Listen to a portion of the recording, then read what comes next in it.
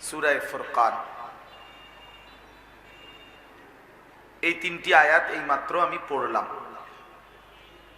আল্লাহ পাক রব্বুল আলামিন এই তিন আয়াতের যে প্রথম আয়াত ৬৮ নম্বর আয়াত, এখানে আল্লাহ তাআলা তিনটি অপরাধ, তিনটা পাপ, অন্যায়, এই ব্যাপারে আল্লাহ তাআলা বলছেন এই তিনটি অপরাধ যার মধ্যে আছে, যে করবে সে রহমানের বান্দা না, আল্লাহর বান্দা নয়। আর যার মধ্যে এই তিনটি অপরাধ থাকবে না সে আল্লাহর বান্দা। ৬৩ নম্বর আয়াতের আগ থেকে এই সূরাতে আল্লাহ তাআলা আল্লাহর বান্দার পরিচয় দিছে, ইবাদুর রহমান। এই বলেছেন আল্লাহ যে রহমানের বান্দা কারা, আল্লাহ তাআলার বান্দা কারা। আল্লাহ তাআলার বান্দার পরিচয় দিতে গিয়ে কিছু করণীয় কাজের কথা বলছেন, যে এগুলো যারা করে তারা আল্লাহ তাআলার বান্দা, আর এগুলো যারা ছাড়ে তারা আল্লাহ তাআলার বান্দা। প্রত্যেক ব্যক্তির পূর্ণ ঈমানদার হওয়ার জন্য, দিনদার হওয়ার জন্য, নেককার হওয়ার জন্য দুই জিনিসের সমন্বয় জরুরি। এক হলো গুনাহ বর্জন করা, দ্বিতীয় হলো আদেশ পালন করা। প্রত্যেক ঈমানদারের কাছে আল্লাহ তাআলার এই দুইটা চাওয়া, আর এটাকেই তাকওয়া বলে। তারকুল মুনকারাত, ফি'লুল খায়রাত। কোরআনুল কারীমে আল্লাহ তাআলা বারবার বলছেন ঈমানদারের কাছে আল্লাহ তাআলা তাকওয়া চান। ইয়া আইয়ুহাল্লাযীনা আমানুত্তাকুল্লাহ, এই কথাটা কোরআনে আল্লাহ বারবার বলছেন, হে ঈমানদারগণ, ইত্তাকুল্লাহ ইত্তাকুল্লাহ ইত্তাকুল্লাহ, তাকওয়া অবলম্বন করো, তাকওয়া অবলম্বন করো, তাকওয়া অবলম্বন করো। তাকওয়া এতটা গুরুত্বপূর্ণ যে আল্লাহ তাআলা আমাদের প্রিয় নবী সাল্লাল্লাহু আলাইহি সাল্লাম ওনাকেও বলছেন, ইয়া আইয়ুহান নাবিয়্যুত্তাকিল্লাহ, হে নবী ইত্তাকিল্লাহ। আপনাকেও বলছি তাকওয়া অবলম্বন করো। সমস্ত মানুষকে আল্লাহ বলছেন যে পৃথিবীর সমস্ত মানুষ, তোমাদেরকেও বলছি, ইয়া আইয়ুহান নাসুত্তাকু রাব্বাকুম, হে মানুষ তোমরা তাকওয়া অবলম্বন করো। আবার ঈমানদারদেরকেও আল্লাহ বলছেন, সমস্ত ঈমানদারকে, ইয়া আইয়ুহাল্লাযীনা আমানুত্তাকুল্লাহ, হে ঈমানদারগণ তাকওয়া অবলম্বন করো। তাহলে মানুষের কাছে আল্লাহ তাআলার একটা প্রধানতম চাওয়া তাকওয়া।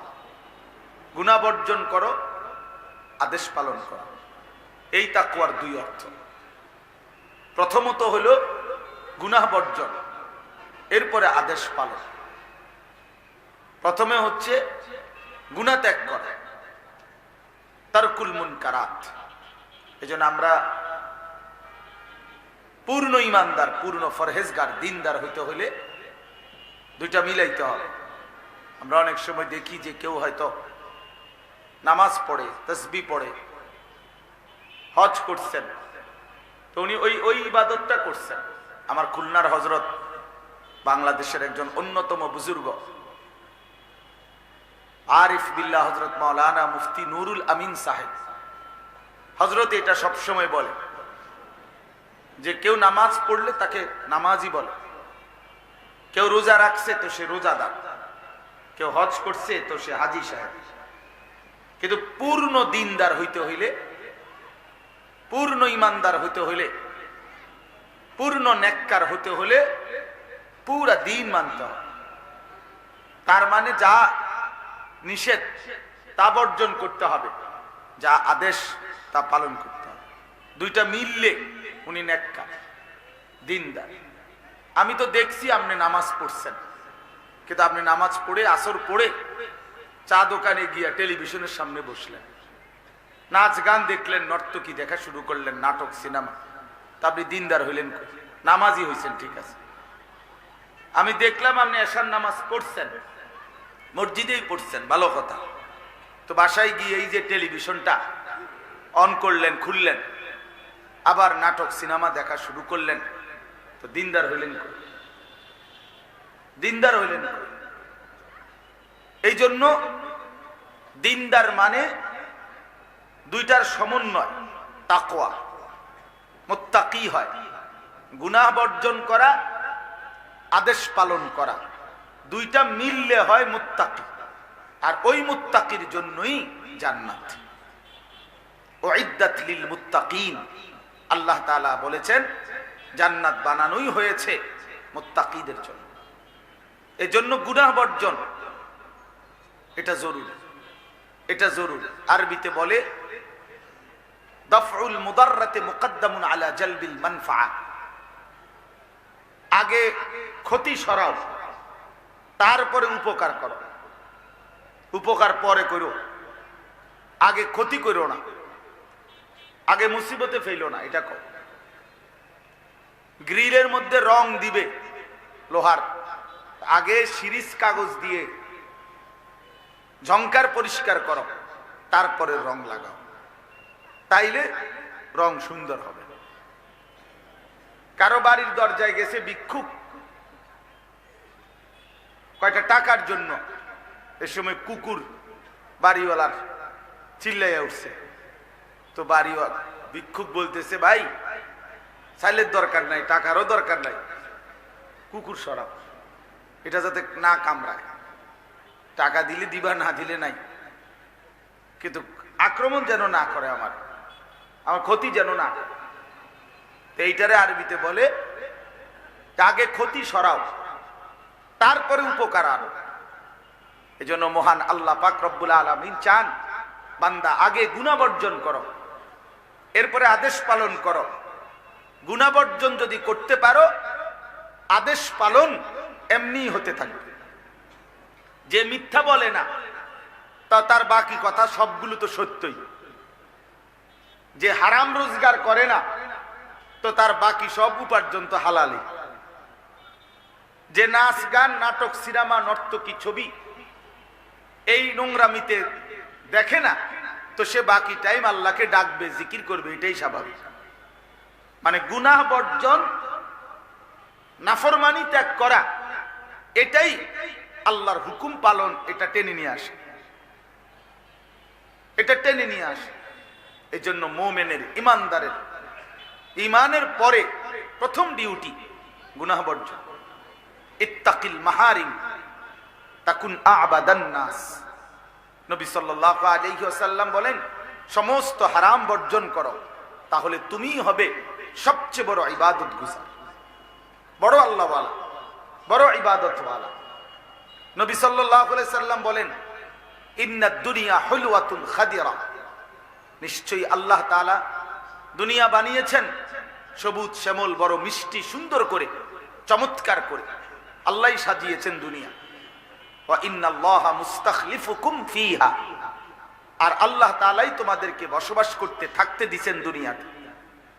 ফায়ানজুরা কাইফা তা'মালুন, অতঃপর আল্লাহ তাআলা লক্ষ্য করতেছেন, খেয়াল রাখছেন তোমরা কি করছো, তোমাদের আমল, তোমাদের কর্মকাণ্ড আল্লাহ তাআলা দেখতেছেন। ফাত্তাকুদ দুনিয়া ওয়াত্তাকুন নিসা, তাহলে এই আমল, কেমন আমল করছো আল্লাহ দেখতেছেন। এই কথা বলে নবীজি প্রথম বলছেন ফাত্তাকুদ দুনিয়া, অতএব দুনিয়ার ধোঁকা, দুনিয়ার ফিতনা, আল্লাহর নাফরমানি থেকে বেঁচে থাকো। বিশেষ করে নারীর ফিতনা, নারীর ধোঁকা থেকে বেঁচে থাকো। তাহলে বুঝা গেল এই গুনাহ বর্জন করো। আমলের ক্ষেত্রে প্রথম আল্লাহ নবী বলছেন গুনাহ বর্জন করো, নারীর ফিতনা থেকে বাঁচো, দুনিয়ার ফিতনা থেকে বাঁচো। প্রিয় ভাই আমার, এটা এই জন্য বললাম যে আমাদের জিন্দেগির প্রথম ডিউটি এটা, গুনাহ বর্জন করা। তো আল্লাহ তাআলা এখানে তিনটা গুনার কথা বলছেন, তিনটা পাপ। এই ৬৮ নম্বর আয়াত, ইবাদুর রহমান আল্লাহর বান্দার পরিচয় দিতে গিয়ে আল্লাহ বলছেন, আমার বান্দা সে যে এই তিনটি অপরাধ করে না। আর এই তিনটি অপরাধ যে করে সে আমি আল্লাহর বান্দা না, সে শয়তানের গোলাম, সে ইবলিসের গোলাম। এখন এই তিনটি অপরাধ কি? এক নাম্বার, আল্লাযীনা লা ইয়াদউনা মা'আল্লাহি ইলাহান আখার, এক নাম্বার হলো আল্লাহ তাআলা বলেন যারা আল্লাহর সাথে অন্য কাউকে ডাকে না, জীবনের সকল প্রয়োজনে ডাকে শুধু একজনকে, চায় শুধু একজনের কাছে, হাজত রওয়া মুশকিল কুশা, সব বিষয়ে শুধুই একজন, তিনি আল্লাহ। তিনি কে বলেন? সহজ কথা হলো যে শিরিক করে, যে মহান আল্লাহর সাথে কি করে না, শিরিক করে। এই শিরিক মুক্ত ঈমান, যেই ঈমানদার আল্লাহর সাথে শরীক করে না, শিরিক করে না, আল্লাহর ছাড়া অন্য কাউকে ডাকে না। নবী সাল্লাল্লাহু আলাইহি ওয়াসাল্লাম বলছেন, উম্মত ছোট থেকে ছোট প্রয়োজনটাও আল্লাহর কাছে বলো, হাত্তা শিরাকানা আলাইক, এমনকি তোমার জুতার স্যান্ডেলের ফিতাটাও যদি ছিঁড়ে যায় সেটাও আল্লাহকে বলো, আল্লাহকে বলো। স্যান্ডেলের ফিতা ছিঁড়ে গেছে, আল্লাহকে জানাও, অন্য কাউকে জানাইও না, আল্লাহকেই বলো, আর আল্লাহর কাছেই ফিরো। কোরআনুল কারীমের মধ্যে আছে, আল্লাহ তাআলা বলছেন, মাসালুল লাযীনা ইত্তাখাযু মিন দুনিল্লাহি আউলিয়া কামাসালিল আনকাবুত ইত্তাখাযাত বাইতান ওয়া ইন্না আওহানাল বুয়ুতি লাবাইতুল আনকাবুত। আল্লাহ বলেন যারা আল্লাহকে বাদ দিয়ে অন্য কাউকে বন্ধু বানাইলো তারা মাকড়সার মতো। মাকড়সা, ওই ব্যক্তি মাকড়সার মতো, যেই মাকড়সা একটা ঘর বানালো। আর আল্লাহ বলেন জানোই তো বান্দা, পৃথিবীতে সবচেয়ে দুর্বল ঘর মাকড়সার ঘর। মাকড়সার ঘর, মাকড়সার ঘর, মাকড়সার ঘর একদম দুর্বল। এক মা তার এক বোন ফুলের ঝাড়ু দিয়ে নাড়া দিলেই মাকড়সার সাজানো ঘর ভেঙে যায়। 6 মাসের বাচ্চা হাত নাড়া দিলেও মাকড়সার ঘর ভেঙে যায়। তাহলে এই পৃথিবীতে আল্লাহ বলছে বান্দা আমাকে বাদ দিয়ে যাকেই ধরবা, যাকেই ডাকবা, যার উপরেই ভরসা করবা, যার উপরেই আস্থা রাখবা, একদিন দেখবা মাকড়সার ঘরের মতো সে চূর্ণ বিচূর্ণ হয়ে গেছে, সে নিশ্চিহ্ন হয়ে গেছে। এজন্য ডাকো শুধু আল্লাহকে, বলো শুধু আল্লাহর কাছে, চাও শুধু আল্লাহর কাছে, সব প্রয়োজন আল্লাহর কাছে। মাখলুক না উপকার করতে পারে না ক্ষতি করতে পারে। প্রতিটি উপকার আল্লাহই করেন, প্রতিটি মুসিবত আল্লাহই দেন। ওয়া আলাম আন্নাল উম্মাতা লাউ ইজতামাআত আলা আন ইয়ানফাউকা বিশাইইন লাম ইয়ানফাউকা ইল্লা বিশাইইন কাদ কাতাবাহু আল্লাহু লাক। নবীজি বলছেন সারা পৃথিবী একত্রিত হয়ে যদি তোমার একটা উপকার করতে চায়, কোনো উপকার করতে পারবে না, কেবল সেটাই তোমার হবে উপকার যেটা আল্লাহ তাআলা তোমার জন্য লিখে রেখেছে। এজন্য সময় কম ভাই, 1 নাম্বার হলো শিরিক থেকে মুক্ত থাকা, শিরিক মুক্ত থাকা। আপনারা যারা সাধারণ মুসলমান আছেন, আলেম ওলামা না, আপনাদের কাছে বিশেষ করে অনুরোধ, নওজোয়ান ভাই, বয়স্ক বাবা, শিরিক মুক্ত ঈমান, ঈমানকে শিরিক থেকে মুক্ত রাখা এটা সবচেয়ে বড় সম্পদ। আমার শায়েখ আল্লামা মুফতি মুশতাকুন নবী কাসেমি হুজুর সব সময় বলে, এক মানুষ সবচেয়ে বেশি কোন জিনিসের পাহারাদারি করা উচিত? হযরত বলেন ঈমানের পাহারাদারি করা উচিত। জীবনের সবচেয়ে বড় নজর রাখা উচিত আমার ঈমানের মধ্যে যেন কুফর না আসে, আমার ঈমানের মধ্যে যেন শিরিক না আসে, আমার ঈমানের মধ্যে যেন নিফাকি না আসে, আমার নাম যেন কুফরি খাতায় না ওঠে, আমার নাম যেন শিরিকের কাতারে না ওঠে, আমার নাম যেন মুনাফিকের কাতারে না ওঠে। এই জন্য আমাদের প্রথম জিম্মাদার ওলামায়ে কেরামের কাছ থেকে, যার যার কাছে ওলামায়ে কেরাম থেকে প্রত্যেকে ঈমান বিশুদ্ধ থাকে কিভাবে, কুফর হয় কিভাবে, শিরিক হয় কিভাবে, নেফাক মুনাফিকি হয় কিভাবে, এটা বিস্তারিত জানা, একেবারে বুঝে নেওয়া, মুখস্থ করা, এটা জরুরি। ঈমান শিখতে হয়, ঈমান শিখতে হয়। হযরত জুনদুব ইবনে আব্দুল্লাহ রাদিয়াল্লাহু তাআলা আনহু এক সাহাবী, উনি বলেন আমরা কিশোর বয়সে 12-14 বছর বয়সেই নবীজির কাছে আমরা থাকতাম। আমরা অনেক নওজোয়ান কিশোর তরুণ একসাথে থাইকা নবী সাল্লাল্লাহু আলাইহি সাল্লামের কাছে ফাতাআল্লামনাল ঈমান, আমরা ঈমান শিখলাম। নবী সাল্লাল্লাহু আলাইহি সাল্লামের কাছ থেকে ঈমান শিখছি আমরা, অতএব ঈমান শিখতে হয়। হযরত আব্দুল্লাহ ইবনে ওমর রাদিয়াল্লাহু তাআলা আনহুমার riwayat-এর মধ্যে আছে, কুননা নাতাআল্লামুত তাওহীদ, আমরা রাসূল সাল্লাল্লাহু আলাইহি সাল্লামের কাছ থেকে তাওহীদ শিখলাম। এজন্য তাওহীদ শিখতে হয়। আল্লাহ কোরআনে বলছেন, ফা'লাম আন্নাহু লা ইলাহা ইল্লাহু, এই লা ইলাহা ইল্লাল্লাহ এটার ইলম অর্জন করো, এটার ইলম অর্জন করো। ঈমান কি, ঈমান ক্ষতিগ্রস্ত হয় কিভাবে, এজন্য আপনাদের প্রত্যেকের জিম্মাদারি নিজের ঈমানের বিশুদ্ধতা। এই পৃথিবী খুব সাজাইলেন, অনেক কিছু করলেন, ভালো কাজও করলেন, কিন্তু ঈমান সঠিক থাকলো না, কুফর, শিরিক, নেফাক, এর কারণে হাসরের ময়দানে দেখবেন সমস্ত ভালো কাজ করার পরেও ফালা নুকিমু লাহুম ইয়াউমাল কিয়ামাতি ওয়াজনা, আল্লাহ বলছে বেঈমান নাফরমান তার আমল নামায় মিজানের পাল্লায় হাসরের ময়দানে তার সমস্ত কর্মকাণ্ড দিলে এটা আর এক বিন্দু, এক ছটাক, 100 গ্রামও ওজনে আসবে না। এজন্য সাধারণ অনেক মুসলমান আপনারা বুঝতেই চান না, আপনাদের এটা জিম্মাদারি। শুধু আপনি লা ইলাহা ইল্লাল্লাহ মুহাম্মাদুর রাসূলুল্লাহ মুখস্থ পারেন, এটুকু যথেষ্ট না। এটা তো বাক্য, এটা তো বাক্য, কিন্তু এটা আমার কাছে কি চায়, এই কালেমা ক্ষতিগ্রস্ত হয় কিভাবে, এই কালেমা সংরক্ষণ হয় কিভাবে, এটা জানা উচিত। আমার শায়েখ বলে যে এই কাগজের মধ্যে কেউ যদি লেখে চ আকার চা, চ আকার চা, তো এটাই তো চা, কথা বলেন না, এটাই চা নাকি? না না, এটা তো চায়ের শব্দ। সাফাতা সিনি ফানি, ওই তিনটা মিললে যেটা হয় ওইটারে বলে চা। বুঝেন না কথাটা? ঠিক তাসদীক বিল জিনান, ইকরার বিল লিসান, আমাল বিল আরকান, কলিজার বিশ্বাস, জবানের উচ্চারণ, সারা অঙ্গে আল্লাহর হুকুমের বাস্তবায়ন, এই সবটা মিললে হয় মুমিন, সবটা মিললে হয় ঈমানদার। এই জন্য প্রিয় বন্ধু, খামখেয়ালি না করা, নিজের ঈমানের হেফাজত করা বহুতই জরুরি। আল্লাহ আমাদেরকে তৌফিক দান করেন। 2 নাম্বার, ওয়ালা ইয়াকতুলুনান নাফসাল্লাতী হারামাল্লাহু ইল্লা বিল হক।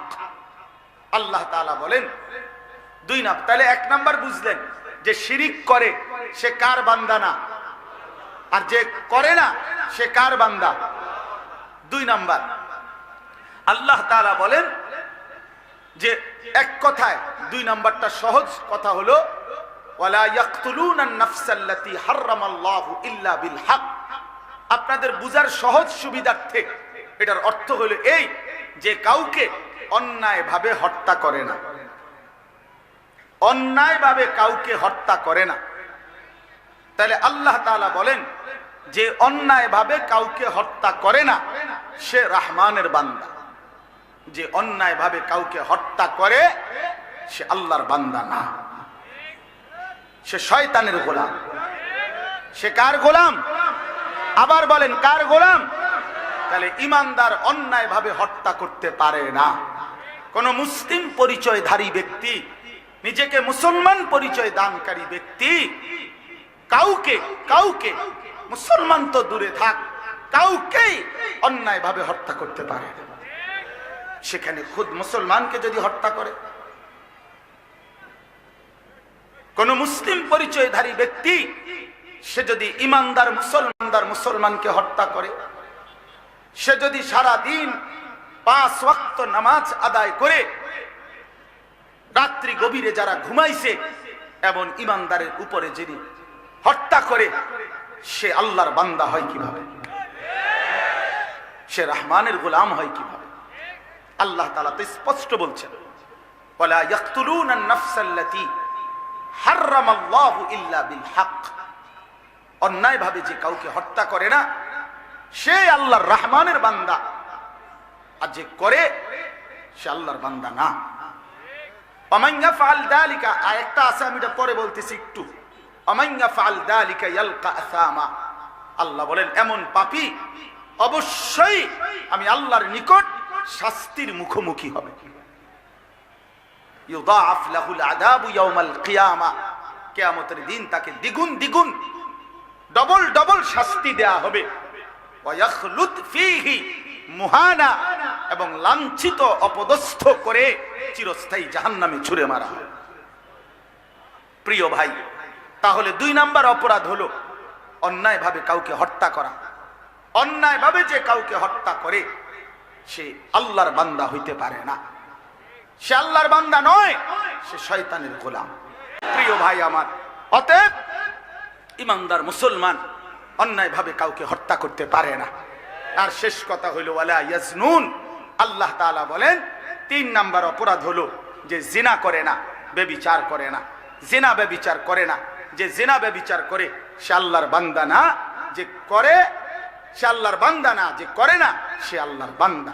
তাহলে 3টা অপরাধ, 1 যে শিরিক করে না, যে অন্যায়ভাবে কাউকে হত্যা করে না, যে জিনা ব্যভিচার করে না। আল্লাহ বলেন এই 3টি অপরাধের শাস্তি ডবল ডবল ডবল ডবল, এবং লাঞ্ছিত বেইজ্জতি করে হাসরের ময়দানে জাহান্নামে ফেলা হবে। আল্লাহ তাআলা আমাদেরকে শিরিক মুক্ত ঈমান দান করেন, মানুষের উপরে জুলুম থেকে হেফাজত করেন, অশ্লীলতা বেহায়াপনা থেকে হেফাজত করেন। আজকের এই মুবারক মাহফিল, ঐতিহ্যবাহী এই ঐতিহাসিক মাহফিল আল্লাহ কবুল করে নেন। আমিন। সুবহানাল্লাহি ওয়া বিহামদিহি।